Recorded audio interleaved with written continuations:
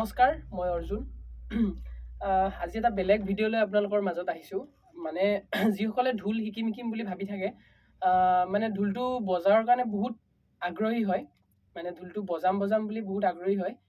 কিন্তু ঢোলটো বজাব অকণমান টান পায় বা কেনেকৈ বা বজায়, সেই ক্ষেত্ৰত মোৰো হৈছিলে প্ৰথম অৱস্থাত যেতিয়া ঢোলটো শিকিছিলোঁ বা ঢোলটো কেনেকৈ বজায়, এনেকুৱাকৈ বজাব পৰা হ'লে ভাল লাগিলে হয়। তো আজি নতুন এটা ভিডিঅ'। তো মানে যোন বিগিনাৰ হয় তেওঁলোকে ভিডিঅ'টো চাব, যদি ভাল লাগে কিছু কথা শিকিব পাৰিব এইটো ভিডিঅ'ৰ পৰা। মই এইটো ভিডিঅ' যোনে আগ্ৰহী হয় ঢোল শিকাৰ বাবে তেওঁলোকৰ কাৰণেহে বনাইছোঁ দেই। তো ঢোলটো আমি শিকাৰ আগতে ঢোলটো আমি জানি ল'ব লাগিব বা ঢোলটোৰ লগত চিনাকি হ'ব লাগিব। তো ঢোলটো আমি কেনেকৈ বজাম, কান্ধত কেনেকৈ ল'ম ঢোলটো, তো হাতেৰে কেনেকৈ বজায়, আপুনি বাওঁ হাতেৰে বজাব নে সোঁ হাতেৰে বজাব, বা দুখন হাতেৰে বজালে আমি তালিৰ ফালে কোনখন হাতেৰে বজাওঁ বা মাৰিডালেৰে কোনখন হাতেৰে বজাওঁ, তো সেইটো বস্তু জানিব লাগিব। আৰু ঢোলটো কেনেকৈ কান্ধত লয়, কাৰণ ঢোলটো এটা পজিশ্যনত লোৱা হয়তো। আপুনি ধৰক ঢোলটো মই সোঁ হাতখন সোমাই পেলাই লৈছোঁ, যোনটো আমাৰ আগৰ পৰাই যিসকলে বজাইছিলে আমাৰ গুৰুসকলে তেনেকৈ ঢোলটো বজায়। এনেকৈ লৈ পেলাইতো ঢোলটো বজাব নোৱাৰি, কাৰণ ঢোলটো এনেকৈ জোকাই থাকিব। তো তাৰ কাৰণে আগৰ পৰাই এনেকৈ বজায় ঢোলটো, আমিও তেনেকৈয়ে শিকিছোঁ। তো সোঁ হাতখন এই ঢোলটো সদায় কান্ধত লৈ পেলাই এইটো ঢোল এনেকৈ ল'ব, লৈ পেলাই এই হাতখন এই দুখন আগত থাকিব নহয়, এইখন হাত এনেকৈ সোমাই দিব। তো ঢোলটো ধুনীয়াকৈ এনেকৈ হৈ গ'ল, তো ছেটিংছটো হৈ গ'ল এনেকৈ ধুনীয়াকৈ। আমি থিয় হৈ পেলাই যদিও বজাওঁ তেতিয়া ঢোলটো লৰচৰ নকৰে দেই। মানে এনেকৈ ধুনীয়াকৈ, আৰু বজালেও ধুনীয়াকৈ ঢোলটো পাঞ্চ পাই বজাবলৈ। আৰু মেইন কথা হ'ল ঢোলটো প্ৰথমতে জানি ল'ব লাগিব আমাৰ ঢোলটোত কি কি আছে, ঢোলৰ অংগ কিমানটা হয়, বা ইয়াতে কি বস্তুৰে ঢোলটো নিৰ্মাণ কৰিছে। আহক সকলোৱে এই নামবোৰ জানো, আমি চাওঁ ঢোলটোৰ কোনটো বস্তু কি কয়। মই দেখাবলৈ চেষ্টা কৰিম। হয়, ঢোলটোৰ আমাৰ কঁঠাল গছৰ, যদি কঁঠালৰ পৰা শিৰিৰ পৰা ঢোলটো বনায় তেতিয়াহ'লে ঢোলটো মাত বেছিকৈ দিয়ে বা অকণমান ভাল হয় আৰু। তো আহক ঢোলটো কেনেকৈ, কোনটো বস্তু কি নাম কয় বা ঢোলৰ অংগ কিমানটা হয়, কি সকলো দেখাবলৈ চেষ্টা কৰিম মই। প্ৰথমতে ঢোলটো আমাৰ খোলা হয়, এইটো যোনটো কঁঠাল গছেৰে, মোৰ ঢোলটো কঁঠাল গছেৰে বনোৱা হয়, আৰু বহুতে বেলেগ বেলেগ গছৰ পৰা হেৰি কৰে, কিছুমান আম গামেৰি বেলেগ বেলেগ হয়। মোৰটো কঁঠাল গছৰ পৰা বনোৱা, কঁঠাল গছৰ শিৰি হয়। ঢোলটো এইটো ঢোল মোৰ আজি 6 বছৰ হ'ল লোৱা। এইটো মোৰ বহুত আগৰে হয়, পুৰণি খোলা, কিন্তু এতিয়াও ঢোলটো ৱেটটো বেছি হয়। আৰু ঢোলটো যদি ৱেটটো বেছি হয়, আমি বজাওঁতে বহুত গা চা লৰচৰ হয়, তেতিয়া ধুনীয়াকৈ বহি থাকে, মানে লৰচৰ বেছি নকৰে, বা চাউণ্ডটোও শুনিবলৈ অলপ ডাঠ হয়, ভাল লগা। আৰু এইটো মোৰটো আপোনাৰ 20 ইঞ্চি বুলি কয়, যোনটো দীঘল আছে 20 ইঞ্চি হয়। আৰু এইটো আছে আপোনাৰ 32 গাটো, আৰু এইখন আছে আপোনাৰ 7.5, আৰু এইখন আছে 8 ইঞ্চি। তো ঠিক আছে, মই ঢোলটোৰ নামটো কৈ দিওঁ মই। এইখন আমাৰ কোবনি বুলি কয়, যোনখনে আমি সোঁ হাতেৰে, মই সোঁ হাত, কিছুমানে বাওঁ হাতেৰে লয়, কিছুমানে সোঁ হাতেৰে লয়, চবৰে বজোৱা প্ৰচেছবিলাক বেলেগ বেলেগ। তো মই সোঁ হাতেৰে মাৰিডাল লওঁ। তো এইখন সোঁ হাতৰ ফালে যদি কোবাওঁ, এইখন কোবনি বুলি কয়। এইটো অংশক ঢোলৰ কোবনি বুলি কয়, এইটো কোবনি বুলি কয়। আৰু ইয়াতে এইটো গৰুৰ ছালেৰে বনোৱা হয়, তো এইখন কোবনি হয়। আৰু ইয়াত এটা এনেকুৱা গোল হৈ আছে, এইটো বেৰ বান্ধনি বুলি কয়। এইটো সাধাৰণতে বাঁহৰ যেতিয়া কোবনিখন লগাই, তো ইয়াৰ ভিতৰত এটা বাঁহ আছে, বাঁহৰ ধুনীয়াকৈ এনেকুৱা গোল কৰি দিছে। তো সেই বাঁহত আপোনাৰ গৰুৰ ছালখন তাতে মেৰাই পেলাই মুচেৰাসকলে বনায়। তো এইটো বেৰ বান্ধনি বুলি কয় এইটো, বা কিছুমানে বেৰিয়া বুলিও কয়, বা বেৰ বান্ধনি বুলিও কয়। এইখন কোবনি, এইটো বেৰ বান্ধনি, আৰু ইয়াতে বাঁহৰ শিলা লাগি আছে, আৰু ইয়াতে সৰু সৰু বাঁহৰ শিলা লাগি থাকে কেইটামান, এইকেইটাক কয় বাঁহ ফৰিঙা। আমাৰ ঢোলৰ ভাষাত এইটো হ'ল বাঁহ ফৰিঙা। আৰু এইটো হ'ল ইয়াতে ওলোমাই লোৱাৰ কাৰণে, এইটো আমি যেনেকৈ ইয়াতে বান্ধি লৈছোঁ, মোৰ টঙালি হয় এইখন বান্ধি লোৱাখন। তো এইটো ঢোলৰ কাণ বুলি কয়, দুখন, যেনেকৈ মানুহৰ দুখন, ঢোলৰ দুখন কাণ থাকে, দুখন, এইটো কাণ, এইখনক কাণ বুলি কয়। আৰু ইয়াতে যোনটো বৰতি হয়, এইটো বৰতি, কিছুমানে বৰতি বুলি কয় বা কিছুমানে টোৱন বুলিও কয়। আৰু তালিৰ ফালে যদি চাব যাওঁ, এইখন ঢোলৰ তালি হয়, এইখন ঢোলৰ তালি। আৰু ইয়াত মোৰ এইটো যোনটো কলা ছালেৰে বনোৱা গৈছে, এইটো কয় আপোনাৰ কাটনি ছাল, বা কিছুমানে মেখেলা বুলিও কয়, সাধাৰণতে চবে বেলেগ বেলেগকৈ কয়। আমাৰ উজনি অসম বা নামনি অসমৰ ফালে বেলেগ বেলেগ হয়। এইটো হ'ল তালি, এইখন তালি আৰু এইখন কাটনি বা কাটনি চাল বা মেখেলা বুলি কয়। আৰু ইয়াতে গোল এইটো বনোৱা আছে, এইটো মলুৱা বুলি কয়। সাধাৰণতে ইয়াতে 4টা বৰতিৰে বনায় বা কিছুমানে 5টা বনায়, চবে বেলেগ বেলেগকৈ বনায় মুচিয়াৰসকলে। মোৰ এইটো 4টাৰে বনোৱা আছে। এইটো বৰতি বুলি কয়। বৰতি যোনটো, এই বৰতি হ'ল ইয়াতে যোনটো বৰতিবিলাক লগাই দিছে, এই বৰতি সাধাৰণতে দেখিবলৈ আমাৰ বহুত কেইটা, 1 2 3 4 5 6টা বহুত কেইটা লাগি আছে, কিন্তু সাধাৰণতে ঢোলৰ বৰতি এডাল থাকে দেই। এই বস্তু বৰতি এডাল থাকে ঢোলৰ, এডাল বৰতিৰে এনেকুৱাকৈ চিলাই পেলাই মুচিয়াৰে ধুনীয়াকৈ ঢোলটো চাৱনি কৰি দিয়ে। আৰু ইয়াতে এটা মই ইয়াত বান্ধি লৈছোঁ, এইটো হ'ল পেট বান্ধনি বুলি কয় বা পেট বান্ধন। এইটো কি কাৰণত দিয়া হয়? সাধাৰণতে তালিখন আপুনি যিমান বজালেও, যেতিয়া আমি প্ৰগ্ৰাম কৰি থাকোঁ বা যিকোনো জেগাত ঢোলটো বজাই থাকোঁ, যদি কেতিয়াবা আপোনাৰ ইয়াৰে দোৱান ছিঙি যায়, কিছুমান বৰতি ছিঙি যাব পাৰে, তাৰ কাৰণে ঢিলি নাযায় বা ঢোলটো পিছতো বহুত দিন বজালেও যেনেকুৱাকৈ আছে সেনেকুৱাকৈ আৰু দেখিবলৈও ইমান ধুনীয়া শুৱনি হয়, এইটো পেট বান্ধনি বুলি কয় সাধাৰণতে। আৰু এইটো এই তালিৰ ফালে আপোনাৰ মানে বজালেও সিমান এটা নিঢিলে আৰু মানে ঢিলা নহয়, টান হৈয়ে থাকে। আৰু আপোনাৰ ইয়াতে এই কাটনি চালখনৰ ভিতৰত সৰু সৰু কেইটামান চালৰ টুকুৰা আছে ইয়াতে, এনেকুৱা অকণমান হাফ ইঞ্চি আঁতৰত থাকে। এইটো হ'ল কাটনি চাল বুলি কয় বা এইটো ছাল ফৰিঙা বুলি কয়। ইয়াৰে টুকুৰা যোনটো আছে এইটো ছাল ফৰিঙা বুলি কয়। ঢোলটো গম পালোঁ। আমাৰ ঢোলৰ অংগ হ'ল সাধাৰণতে 12টা। 1 নম্বৰ খোলা, 2 নম্বৰ কোবনি, 3 নম্বৰ বেৰ বান্ধনি, 4 নম্বৰ বাঁহ ফৰিঙা, 5 নম্বৰ দোৱান বা বৰতি, 6 নম্বৰ তালি, 7 নম্বৰ কাটনি চাল, 8 নম্বৰ ছাল ফৰিঙা, 9 নম্বৰ মলুৱা, 10 নম্বৰ ঢোলৰ কাণ, 11 নম্বৰ কণাই জৰি, 12 নম্বৰ পেট বান্ধনি। ঢোলৰ অংগ সাধাৰণতে 12টা। এখন বিহুৱান বুলি কয়। ইয়াতে বিহুৱানখন যেতিয়া দিয়ে তেতিয়া ধুনীয়াকৈ আমি ইয়াতে বান্ধি লওঁ, দেখিবলৈ শুৱনি হয় আৰু ঢোলটো ইয়াত লেতেৰা নহয়। ঢোলটো ভালে থকাৰ কাৰণে বা চাফ চিকুণ হৈ থকাৰ কাৰণে আমি এইখন লগাওঁ। আৰু ইয়াত যেতিয়া আমি কোবাওঁ, ইয়াতে মাৰি দাৰিলে যিকোনো এটা চাপৰত কোবালে মানে ইয়াতে ঢোলটো যাতে দাগ নপৰে, সেইটো কাৰণেও লোৱা হয় ইয়াতে। তো এখন গামোচা হয়, গামোচা বিহুৱান ইয়াতে মই লগাই লৈছোঁ। ঢোলৰ অংগকেইটা গম পালোঁ আমি। এতিয়া হ'ল ঢোলৰ মাৰিডাল। ঢোলৰ মাৰিডাল এনে যিকোনো এডাল কাটি পেলাই বজালে নহ'ব, ইয়াৰো কিছুমান নিয়ম আছে তো, বা মাৰিডাল বনোৱা বা জোখ মাখৰ ক্ষেত্ৰতো কিছুমান আছে। মই কৈ দিছোঁ। মাৰিডালৰ ভাগ 3টা থাকে, মাৰি ভাগ 3টা।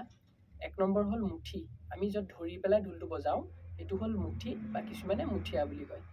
আৰু ইয়াতে মাজত এটা ঢোলটোৰ মূৰো আছে, ইয়াতে মাৰিডালৰ গাঁঠি এটা আছে, গাঁঠি বা গাঁঠিয়া। মই ইয়াতে দি দিম বাৰু, চাই ল'ব। গাঁঠি বা গাঁঠিয়া বুলি কয়। আৰু ইয়াতে এইটো আগ, ঢোলৰ নাকতি বা আগ অকণমান মাজৰ পিনে মাৰিডাল সৰু হয়, মুঠিটো ডাঙৰ মোটা হয়, ধৰা সুবিধাৰ কাৰণে বজাবলৈ। ঢোলৰ মাৰি ভাগ 3টা, মুঠি বা মুঠিয়া, গাঁঠি বা গাঁঠিয়া আৰু এইটো নাকতি বা আগ ঢোলৰ 3টা হ'ল। আৰু ঢোলৰ মাৰিৰ আন এটা নাম হ'ল মাহিতা বুলি কয়। আৰু এই ঢোলটোৰ আন এটা নাম হ'ল লবদৰকাই, ঢোলৰ আন এটা নাম। আৰু আমি ঢোলটো বজাম কেনেকৈ, মানে একদম মই নতুন হয়, ধৰি লওক আজি মই ফাৰ্ষ্ট টাইম ঢোলটো কান্ধত লৈছোঁ, আজি একদম বজাম আৰু তো চাউণ্ডকেইটা জানিব লাগিব, ঢোলৰ শব্দ কিমানটা আছে। তো মই একদম নতুন হয়, মই আজি ফাৰ্ষ্ট টাইম ঢোলটো কান্ধত লৈছোঁ। তো ঢোলটো কেনেকৈ বজাম, শব্দবোৰ জানিব লাগিব ঢোলৰ, কোনফালে কোনটো মাত ওলাব, মই কেনেকৈ বজাম, ঢোলৰ চাপৰবোৰ কেনেকৈ বজাম, বহুতে কনফিউজন হৈ থাকে। তো আহক অকণমান জানি লওঁ। তো প্ৰথমতে আমি শব্দকেইটা জানি ল'ম। ঢোলৰ বোল, ঢোলৰ আনুষংগিক বোল, ঢোলৰ বোল, ঢোলৰ ৰগৰ, ঢোলৰ টকৰ, গোটেইবিলাক জানিব লাগিব, তাৰপিছত ঢোলটো আমি বজাব পাৰিম। ঠিক আছে। প্ৰথমতে জানো ঢোলৰ শব্দ কিমানটা, মানে ঢোলৰ বোল কিমানটা। আমাৰ ঢোলৰ বোল হ'ল 4টা। 1 নম্বৰ ঘেন, 2 নম্বৰ খিত, 3 নম্বৰ ডাউ, 4 নম্বৰ দাস। 1 নম্বৰ ঘেন, মাৰিডাল এনেকৈ লৈ পেলাই জোৰে যদি ইয়াতে কোবনিখনত আঘাত কৰোঁ, ঘেন মানে এইটো ঘেন। আৰু যদি মাৰিডাল ধৰি পেলাই জোৰে যদি হেঁচি দিওঁ, আমি ইয়াতে যদি জোৰে হেঁচি দিওঁ তেতিয়াহ'লে খিত, ঘেন ঘেন খিত, এইটো খিত। হেঁচি দিলে খিত আৰু খোলাকে বজালে ঘেন। তো এইফালে 2টা শব্দ আছে আমাৰ, এটা হ'ল ঘেন, আন এটা হ'ল খিত। ঠিক তেনেদৰে তালিৰ ফালেও 2টা শব্দ আছে আমাৰ। আমি যদি হাতখন সমানকৈ লৈ পেলাই, এই হাতখন মই বাওঁ হাতেৰে বজাওঁ, তো তালিখন বাওঁ হাতেৰে বজাওঁ মই, তো বাওঁ হাতে আঙুলিকেইটা সমান কৰি যদি মাজত আমি আঘাত কৰোঁ, মাজত এইটো থিন, ঢোলৰ থিন। আৰু যদি একে অংশতে মই আঙুলিকেইটা মেলি পেলাই বজাওঁ এইটো ডাও। আৰু যদি আঙুলিকেইটা চেপি পেলাই বজাওঁ এইটো দাস। এইটো দাস, ইন ডাও দাস। তো ঢোলৰ বল 4টা, ঘেন খিত ডাও দাস। এটা হ'ল ঘেন, আন এটি হ'ল খিত, তালিৰ ফালে ডাও দাস। তো ঢোলৰ এইকেইটা হ'ল ঢোলৰ বল। ঢোলৰ আনুষংগিক বল হ'ল 4টা। 1 নম্বৰ ৰগৰ, 2 নম্বৰ টকৰ, 3 নম্বৰ চুচনি, 4 নম্বৰ চাপৰ। তো ঢোলত আমি ৰগৰ কেনেকৈ দিম? সকলোৱে এইটো প্ৰশ্ন মনলৈ আহে, ঢোলৰ ৰগৰ মোৰ নাই, তো ঢোলৰ ৰগৰ কেনেকৈ দিম মই? তো ৰগৰ শিকিবলৈ হ'লে অকণমান টাইম লাগিব, মানে ৰগৰটো ইমান সোনকালে নাহে বহুতৰে। তো ৰগৰ অহাৰ কাৰণে মই ভিডিঅ'ত মই ইয়াতে দি দিম কেনেকৈ ৰগৰটো প্ৰেক্টিচ কৰিব, কেনেকৈ শিকিব ৰগৰটো। এইটো অভ্যাস যদি কৰে নহয়, সদায় যদি আপুনি ঢোলটোৰ নামত যদি 5 মিনিট সময়ো দিয়ে নহয়, আপুনি বহুত পাৰিব, মানে বজাব পাৰিব। তো ঢোলটো মই দেখাই দিওঁ এবাৰ ৰগৰটো কেনেকুৱা। প্ৰথমতে আপোনাৰ ৰগৰ জানিব লাগিলে মই একদম মোৰ ভাষাত মই শিকাই দিওঁ। এই হাতখনৰ আপুনি আঙুলিকেইটা 3টা এটা কৰি ল'ব, দেখিছে? মোৰ 5টা আঙুলিৰ এই 3টা এটা কৰি ল'লোঁ। এইটো আঙুলি এটা কৰি লৈছোঁ আৰু বুঢ়া আঙুলিটো আছে মোৰ।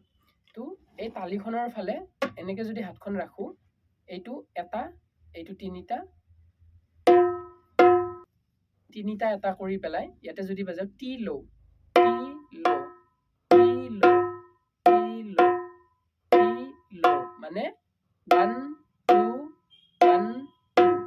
ইয়াতে যদি 3টা এটা কৰি বজায়, আপুনি প্ৰথমতে 1 হ'ব, তাৰপিছত 2 হ'ব, 3 হ'ব, 4 হ'ব। তো আপুনি এই যোনটো 3টা আঙুলি যে কৰিছোঁ এইটো 1 হ'ব দেই। ইয়াতে যদি বজায় 1, এটা আঙুলিটো 2 2 1 2 1 2 3 4 1 2 3 4 1 2 3 4 1 2 3 4 1 2 3 4। এনেকৈ আপুনি সদায় 5 মিনিট প্ৰেক্টিচ কৰক। মোৰ বিশ্বাস আপোনাৰ ৰগৰটো আহিব বহুত সোনকালে। ৰগৰ যদি দিব লগা হয়, প্ৰথমতে কোবনিৰ ফালে আপুনি ঘেন বজাব লাগিব। তাৰপিছত এইফালে হ'ল টিলো, টিলো, মানে ঘেন টিলো বজাব লাগিব। তো চাই লওক এবাৰ, ঘেন টিলো, ঘেন টিলো, ঘেন টিলো, ঘেন টিলো, ঘেন টিলো।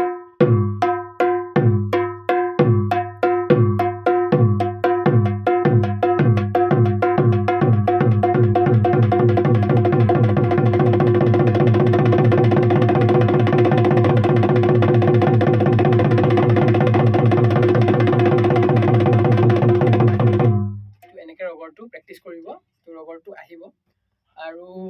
আৰু যদি মই এইফালে খিত বজাওঁ, খিত, আৰু এইফালে যদি তিলো বজাওঁ, তিলো, এইটো ৰগৰে হয়। খিত তিলো, খিত তিলো, খিত তিলো, খিত তিলো, খিত তিলো।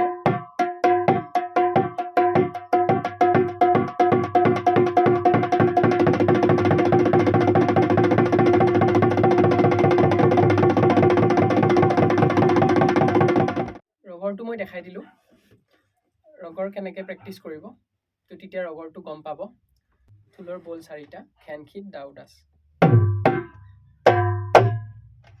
ঢোলৰ আনুষংগিক বল 4টা, 1 নম্বৰ ৰগৰ, 2 নম্বৰ টকৰ, 3 নম্বৰ চুচনি, 4 নম্বৰ চাপৰ। এয়া হ'ল ৰগৰ। 2 নম্বৰ টকৰ, 3 নম্বৰ চুচনি,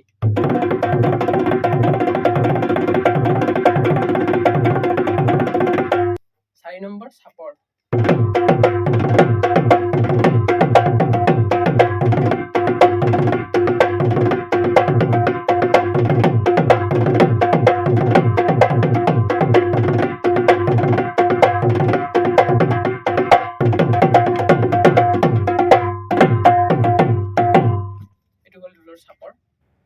ঢোলৰ আনুষংগিক বল 4টা, ৰগৰ, টকৰ, চুচনি, চাপৰ।